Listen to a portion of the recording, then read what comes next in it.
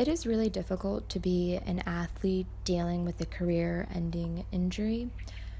I think the reason for that is because these sports are our whole lives for a good majority of years. For example, I started playing tennis when I was 4 years old, and I'm only now getting medically retired. So from 4 until 20 years of age, for 16 years of my life, I consistently played tennis.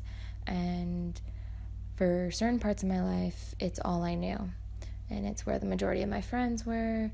It's what I did with my time. It's what I sacrificed high school for, sacrificed other friends for, and sacrificed a lot for, was tennis, to improve and to play.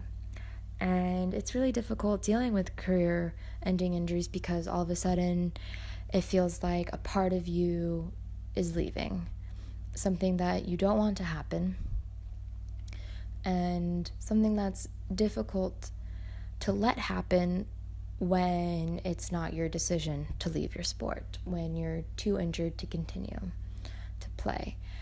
And in terms of coping, what I would suggest is, honestly, I would suggest seeing someone, because there's a stigma attached to mental illness within society, and especially with athletes.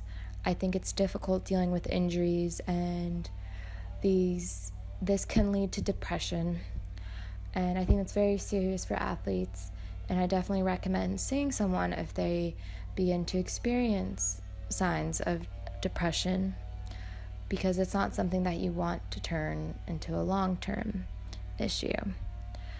But if seeing someone isn't an option, or if it feels like it's not the right option for you, then I would recommend figuring out something that you can do to sort of replace your sport.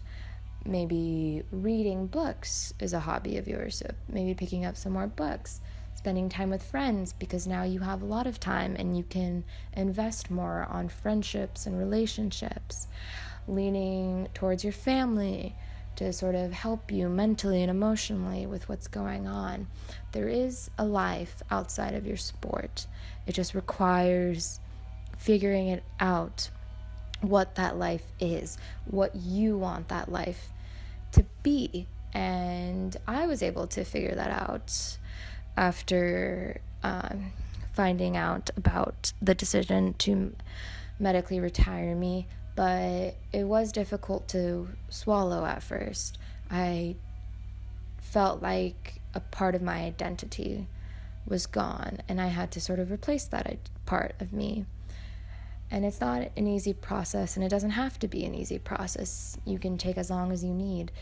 But I would definitely recommend finding out what makes you happy outside of your sport, and finding out what you can do, and sort of accepting the reality of the situation, which is that you're no longer an athlete, you're no longer a football player, you're no longer a tennis player, you're no longer a baseball player.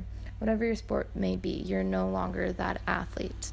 And that's okay. There is a life, and you still have friends, you still have family, you still have a life, and you just need to decide what you want to do with it.